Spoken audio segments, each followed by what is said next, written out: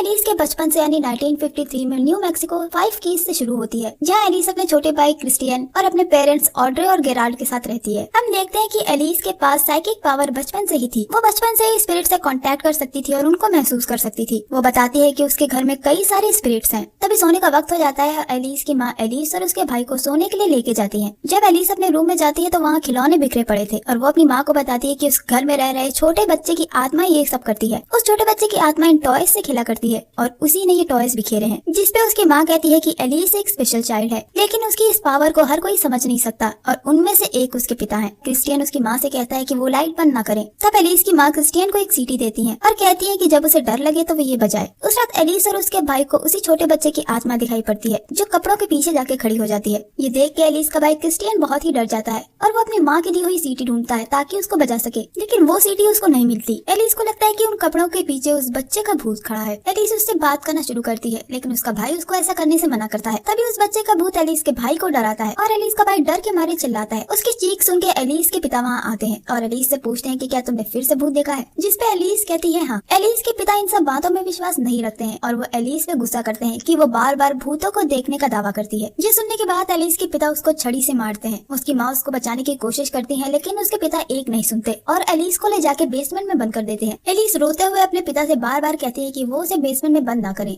लेकिन उसके पिता तो कुछ सुनना ही नहीं चाहते थे। वो एक जालिम पिता थे। एलिस को अंधेरे से डर लगता है, इसलिए एलिस लाइट ऑन कर देती है, लेकिन कुछ ही पल बाद लाइट चली जाती है और वहाँ उसको एक दरवाजा दिखता है, जिसके पीछे से एक आवाज आती है जो कहती है कि अगर तुम अंधेरे से डरती हो तो मैं रोशनी कर देती हूँ। और हम देखते हैं कि की होल से रोशनी हो जाती है। दरवाजे के पीछे से आ रही आवाज एलिस से कहती है कि वो ये दरवाजा खोल दे और उस दरवाजे के पीछे उसको रोशनी मिलेगी। वहाँ रखी एक चाबी से एलिस वो दरवाजा खोल देती है। वो आवाज एलिस से कहती है कि एलिस के अंदर ही वो पावर है जिससे सिर्फ वो ही ये दरवाजा खोल सकती है और वो दरवाजा दूसरी दुनिया का था। एलिस की दरवाजा खोलते ही हम देखते हैं कि एक इविल स्पिरिट उस दरवाजे से हमारी दुनिया में चली जाती है और वो एलिस को पोजेस्ट कर लेती है। एलिस को पोजेस्ट करते ही वहाँ की चीजें हिलने लगती हैं। ये देख के एलिस की माँ को फिक्र होती है और वो एलिस के पास बेसमेंट में आती है और तभी वो इविल स्पिरिट एलिस की माँ का गला तार से घोट देती है, जिसकी वजह से उनकी मौत हो जाती है। अब कहानी 2010 में आती है, जहाँ एलिस को ये सब सपने में दिख रहा था और वो घबरा के उठ जाती है। एलिस अपनी डायरी में देखती है जिसमें उसी इविल स्पिरिट की ड्राइंग बनी होती है और वो ड्राइंग एलिस ने ही बनाई थी। एलिस जो भी देखती है महसूस करती थी वो उसको अपनी डायरी में लिख लिया करती थी या फिर उसको ड्रॉ कर लिया करती थी। इसके बाद हम देखते हैं कि अब एलिस, स्पेक्स और टकर एक साथ टीम की तरह काम करते हैं। तभी एलिस को एक फोन आता है और ये फोन टेड गार्जा का था, जो कहता है कि उसके घर में अजीबोगरीब चीजें हो रही हैं और वो चाहता है कि एलिस वहाँ आके उस घर को देखे। एलिस उससे उस घर का पता पूछती है और तब एलिस को पता चलता है कि ये वही घर है जहाँ पे एलिस बचपन में रहा करती थी, यानी 5 कीज न्यू मैक्सिको। ये जानने के बाद एलिस उसकी मदद करने के लिए मना कर देती है, लेकिन उस रात वो स्पेक्स और टकर को बताती है कि टेड गार्जा जिस घर में रह रहा है वो एलिस का घर हुआ करता था। एलिस वहाँ बचपन में रहा करती थी और अब जो इविल स्पिरिट टेड गार्जा को परेशान कर रही है उसको एलिस ही इस दुनिया में लेकर आई थी। उस इविल ने ही एलिस की माँ को मारा और अब एलिस कहती है कि उसे टेड गार्जा की हेल्प करनी होगी। अब अगली सुबह एलिस, टकर और स्पेक्स न्यू मैक्सिको 5 कीज जाते हैं, यानी एलिस के पुराने घर, जहाँ वो टेड गार्जा से मिलते हैं और टेड गार्जा बताता है जब से वो इस घर में शिफ्ट हुआ है तब से ये चीजें हो रही हैं और ये सारी चीजें एक ही रूम में ज्यादा होती हैं और वो रूम एलिस के बचपन का रूम था। एलिस, स्पेक्स और टकर उस रूम में जाते हैं, लेकिन टेड गार्जा उस रूम में जाने से मना कर देता है। इसके बाद एलिस उस घर को इन्वेस्टिगेट करती है, जहाँ स्पेक्स और टकर ने उसके शरीर में एक कैमरा लगा दिया था और एक माइक, जिससे वो बाहर बैठ के ट्रक में सब कुछ देख और सुन सके। एलिस को अपने रूम में वही सीटी मिलती है जो उसकी माँ ने क्रिस्टियन को दी थी, ताकि जब उसको डर लगे तो वो उसे बजा के अपनी माँ को बुला सके। जब क्रिस्टियन छोटा था तो वो सीटी खो गई थी और उस सीटी को वापस पाके एलिस बहुत खुश थी। वहाँ रखी एलिस के पिता के यूनिफॉर्म में एलिस को चाबियों का गुच्छा मिलता है और तभी एलिस को कुछ आवाजें सुनाई पड़ती हैं। एलिस को नीचे एक स्पिरिट दिखाई देती है जो उसको बेसमेंट तक ले जाती है। बेसमेंट में एक औरत की आत्मा एलिस के सामने खड़ी होती है, जो सिर्फ स्पेक्स और टकर को दिख रही थी, लेकिन एलिस उसको नहीं देख पा रही थी। और तभी उस औरत की आत्मा एलिस के पीछे आती है और जोर से चिल्लाती है कि उसे बचाओ और एक पल बाद वो गायब हो जाती है। इसके बाद स्पेक्स, टकर और गार्जा भाग के एलिस के पास आते हैं। एलिस बताती है कि उस औरत की आत्मा ने उसके गले से वो सीटी निकाल ली है। एलिस कहती है कि उसने उस घर में कई आत्माएं देखी हैं। जब वो 16 साल की थी तो उसने लॉन्ड्री रूम में एक औरत की आत्मा को देखा था और तभी वहाँ उसके पिता आ गए और उन्होंने उस लॉन्ड्री रूम को देख के बोला कि वहाँ कोई नहीं है। एलिस के पिता उसको सजा देने ही वाले थे, तभी एलिस अपने हाथ अपने पिता के सिर पे रखती है और उनको एक विजन के थ्रू फ्यूचर दिखाती है कि उसके पिता की मौत हार्ट अटैक से हो जाएगी।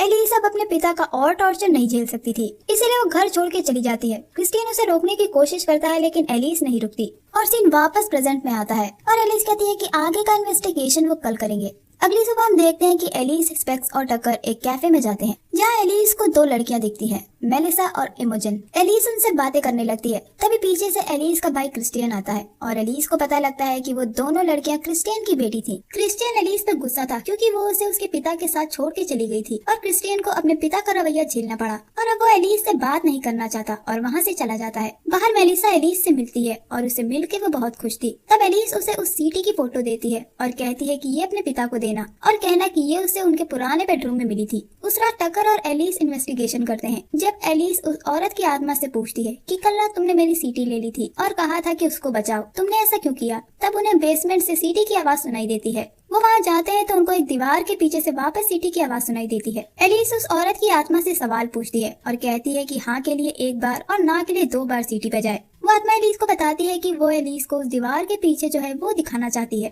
और दरअसल वो दीवार एक दरवाजा था। एलिस अपने पिता की यूनिफॉर्म से चाबियों का गुच्छा लेके आती है और उस दरवाजे को खोलती है। एलिस को उस दरवाजे के अंदर क्रिश्चियन की सीटी मिलती है और वहाँ उसको एक औरत दिखती है जो एलिस से मदद मांगती है क्योंकि उसको बंदी बना के रखा गया था। वो औरत कोई आत्मा नहीं बल्कि जिंदा लड़की थी। उस औरत की आत्मा एलिस को दरअसल इस औरत तक पहुंचाना चाहती थी। वो एक अच्छी आत्मा थी। इससे पहले कि एलिस और टकर उसकी हेल्प करें तभी वहाँ टेड गार्जा आता है और वो एलिस और टकर पे बंदूक तान देता है। वो कहता है कि उसने एलिस को बेसमेंट में आने से मना किया था। हमें यहाँ पता लगता है कि टेड गार्जा ने ही उस औरत को कैदी बना के रखा था। एलिस की पावर की मदद से जो ईविल इस दुनिया में आया था वो टेड गार्जा पे हावी हो गया था। गार्जा टकर और एलिस को मारने वाला था। ये सब स्पेक्स गाड़ी में बैठा सुन रहा होता है और जैसे ही स्पेक्स ये सुनता है वो घर की तरफ भागता है ताकि एलिस और टकर की मदद कर सके। गार्जा को लगता है कि शैतान उसके सिर में है और वो खुद को गोली मारने वाला होता है। तब गार्जा को स्पेक्स की कदमों की आहट सुनाई देती है और गार्जा उसे मारने के लिए ऊपर चला जाता है, लेकिन स्पेक्स उस पे अलमारी गिरा देता है जिससे गार्जा मर जाता है। इसके बाद पुलिस आती है जो बताती है कि वो औरत एक नर्स थी जो 4 महीने से लापता थी। इसके बाद जब एलिस घर की तरफ देखती है तो उसको ऊपर एक आत्मा दिखती है। सुबह एलिस को पुलिस स्टेशन में बुलवाया जाता है जहाँ एलिस बताती है कि वो उस घर में रहा करती थी और वो घर हॉन्टेड है।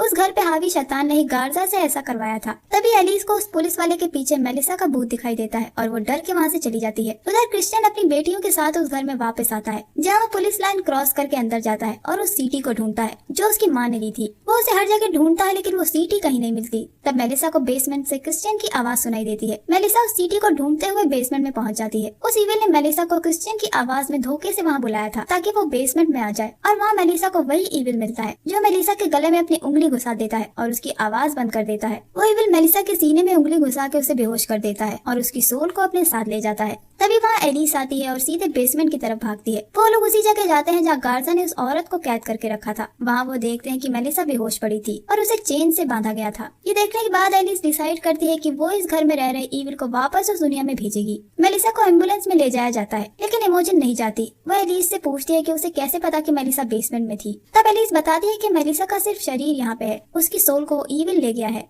तब इमोजन कहती है कि बचपन से ही उसको भी स्पिरिट दिखाई देती है, उसके पास भी ये स्पेशल पावर है, लेकिन उसने कभी भी अपने पिता को ये बात नहीं बताई। इमोजन क्रिश्चियन से कहती है कि वो एलिस के साथ ही रहेगी और क्रिश्चियन मेलिसा को लेकर हॉस्पिटल चला जाता है। अब वो लोग वापस उस घर में जाते हैं ताकि उस औरत की आत्मा से कांटेक्ट करके पूछ सके कि वो ईविल कहाँ है। एलिस और टकर बेसमेंट में जाते हैं और स्पेक्स और इमोजन गार्जा की बाइबल ढूंढने जाते हैं ताकि कुछ पता चल सके। तभी एलिस को एग्जॉस्ट के पीछे एक ड्रेस मिलती है। एलिस जब उस ड्रेस को छूती है तो उसे महसूस होता है कि वो ड्रेस उसने बचपन में देखी थी। ये उसी औरत की ड्रेस थी जिस औरत को एलिस ने लॉन्ड्री रूम में देखा था, लेकिन उसके पिता ने कहा था कि वहाँ कोई नहीं है। तब एलिस को लगा था कि वो स्पिरिट थी, लेकिन असलियत में वो स्पिरिट नहीं बल्कि जिंदा औरत थी जिसका नाम था एना, जिसे उसके पिता ने बेसमेंट में कैद करके रखा था। और एक दिन एना ने बेसमेंट से भागने की कोशिश की और तब एलिस ने लॉन्ड्री में एना को देखा था, लेकिन उसके पिता ने एलिस से झूठ बोल दिया कि वहाँ कोई नहीं है और एलिस के घर छोड़ने के बाद उसके पिता ने एना को मार डाला था। एलिस को ये जान के दुख होता है कि वो एना को बचा सकती थी, लेकिन उसे लगा था कि वो एक स्पिरिट है। टेड गार्जा ने भी उसके पिता की तरह उस औरत को कैद करके रखा था। एलिस देखती है कि एना की ड्रेस का धागा अंदर किसी चीज से बंधा था। तब टकर उस एग्जॉस्ट को हटाता है और एलिस उस पाइप में जाती है जहाँ एलिस को एक सूटकेस मिलता है और उस सूटकेस में एना की चीजें थी। वहाँ कुछ ही दूरी पे उसे कई और सूटकेस मिलते हैं। एलिस एक एक करके वो सारे सूटकेस खोलती है और उसमें उसे कई औरतों का सामान मिलता है। तब पता लगता है कि सिर्फ एना ही नहीं थी जिसको कैद करके रखा गया था, बल्कि दूसरी औरतों को भी वहाँ कैद किया गया था। वो ईविल आदमियों के दिमाग को काबू करता था और औरतों को कैद करवाया करता था। और जब एलिस एक सूटकेस को खोलती है तब उसमें से वही ईविल बाहर आता है और एलिस पे हमला कर देता है। तभी टकर एलिस को बाहर निकाल लेता है और स्पेक्स और इमोजन को बुलाता है। अब एलिस की सोल को भी वो ईविल फर्दर में ले गया था, जहाँ एलिस को अपने बचपन की एलिस यानी यंग एलिस दिखती है। जो उसे बताती है कि उस ईविल के हाथों में चाबियां हैं और उस ईविल ने वो सारे लाल दरवाजे खोल दिए हैं जो असल दुनिया और फर्दर की दुनिया को कनेक्ट करते हैं। वो बताती है कि वो एलिस को किसी भी तरह पाना चाहता है। तभी एलिस अपने बचपन की एलिस से कहती है कि वो एक स्पेशल चाइल्ड है जिसके पास ये स्पेशल पावर्स हैं। उन्हें इन सबसे डरना नहीं चाहिए। तभी पीछे से वो ईविल आता है और एलिस का गला दबा देता है और एलिस यंग एलिस को वहाँ से भाग जाने के लिए कहती है। रियल दुनिया में टकर, स्पेक्स और इमोजिन एलिस को लिटा देते हैं। स्पेक्स और टकर समझ गए थे कि एलिस फर्दर में फंसी हुई है। तब इमोजिन बोलती है कि वो उस दुनिया में जाके एलिस को बचाएगी। टकर इमोजिन को हिप्नोटाइज करता है और इमोजिन दूसरी दुनिया में यानी फर्दर में पहुंच जाती है। वहाँ इमोजिन को एना की आत्मा मिलती है जो इमोजिन को उस दरवाजे तक ले जाती है और कहती है कि जो तुम ढूंढ रही हो वो उस दरवाजे के पार है। एना कहती है कि वो इमोजिन के साथ नहीं जा सकती वरना वो ईविल उसको दोबारा पकड़ लेगा। ये कहने के बाद एना की आत्मा वहाँ से चली जाती है। इमोजिन जब अंदर जाती है तो देखती है कि वहाँ कई जेल बनी हुई थी और उन्हीं में से एक जेल में एलिस बंद थी जिसके गले में ताला लगा होता है। वो ईविल वहाँ आता है और सामने वाली जेल को खोलता है और हम देखते हैं कि उस जेल से एलिस के पिता की आत्मा आती है। एलिस अपने पिता की आत्मा को देख के वो सब कुछ याद करती है जो उसने बचपन में झेला था कि कैसे उसके पिता उसको मारा करते थे। एलिस के पिता कहते हैं कि उसने अपनी माँ को मार डाला। अब वो ईविल वहाँ आता है और एलिस को छड़ी देता है ताकि एलिस भी अपने पिता को उसी तरह सजा दे सके जैसे उसके पिता उसे बचपन में मारा करता था। और अब एलिस अपने पिता को उस छड़ी से मारना शुरू करती है क्योंकि एलिस का बचपन उसके पिता ने नर्क बना दिया था। एलिस की नफरत से उस ईविल को ताकत मिल रही थी जिससे वो ताकतवर होता चला जा रहा था। तभी वहाँ इमोजन आती है और एलिस को रोक देती है। तभी एलिस को एहसास होता है कि वो ईविल उससे ये सब करवा रहा था क्योंकि गार्जा ने मरने से पहले बोला था कि शैतान उसके दिमाग में है, यानी उस ईविल ने लोगों के दिमाग से खेला और उसने उन सब से ये सब करवाया। ये जानने के बाद एलिस उस छड़ी को तोड़ देती है। एलिस को पता चल गया था कि उस ईविल ने उसके पिता से ये सब करवाया था क्योंकि वो उसके पिता पे हावी था जैसे कि उसने गार्जा से वो सब करवाया। एलिस अब उस ईविल को और ताकतवर नहीं बने देना चाहती थी। तभी वो ईविल एलिस को बंद कर देता है और इमोजन पे हमला कर देता है। तब एलिस अपनी पावर से जेल का दरवाजा खोल के बाहर आती है। एलिस देखती है कि उस ईविल ने मेलिसा और इमोजन को अपना कैदी बना लिया था और अब एलिस उस ईविल से कहती है कि उन दोनों को जाने दे और उनके बदले उसे ले ले। अब ईविल एलिस को मारता है और मेलिसा के शरीर को खत्म करने की कोशिश करता है जिससे मेलिसा का शरीर रियल दुनिया में तड़पने लगता है।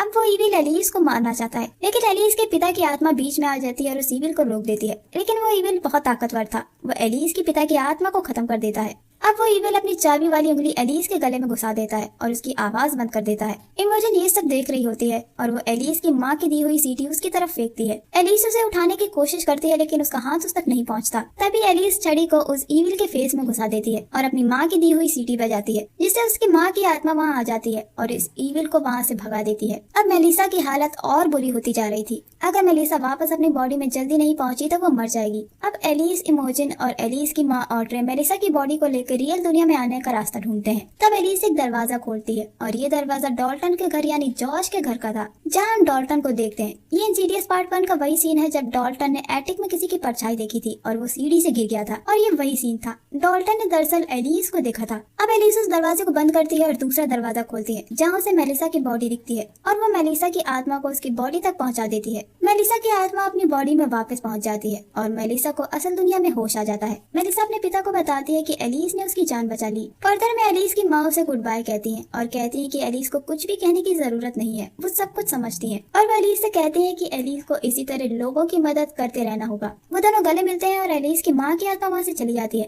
अब इमोजन और एलिस भी वापस अपनी बॉडी में लौट आए थे जिसके बाद वो सब हॉस्पिटल जाते हैं जहाँ एलिस क्रिश्चियन को वो सीटी देती है और क्रिश्चियन एलिस को सॉरी कहता है कि उसने एलिस का साथ नहीं दिया और एलिस भी अपने भाई को अकेला छोड़ने के लिए माफी मांगती है जिसके बाद भाई बहन के बीच में वापस सब कुछ सही हो जाता है। अब एलिस, स्पेक्स और टकर वापस कैलिफोर्निया आ जाते हैं। एंड सीन में हम देखते हैं कि एलिस को एक सपना आ रहा था जहाँ वो डॉल्टन का नाम पुकार रही थी। एलिस को सपने में जॉश का घर, जॉश और रेने और डॉल्टन सोता नजर आता है और फिर वो डॉल्टन को सोते हुए देखती है जिसकी खिड़की पे उसे वही रेड फेस डीमन दिखता है। एलिस ये देख के घबरा जाती है जिसकी वजह से उसकी नींद टूट जाती है। तभी एलिस को एक कॉल आता है और वो कॉल और किसी का नहीं, जॉश की माँ लोरेन का था। वो एलिस को बताती है कि जब जॉश छोटा था तब एलिस ने उसकी मदद की थी और अब उसके बेटे के साथ भी कुछ ऐसा ही हो रहा है। और लोरेन के बिना बताए ही एलिस समझ जाती है कि वो डॉल्टन था। लोरेन पूछती है कि आखिर एलिस को डॉल्टन का नाम कैसे पता है और एलिस कहती है कि यही तो उसका काम है। वो लोरेन से कहती है कि वो कल सुबह उनके घर आएगी और बस मूवी यहाँ एंड हो जाती है।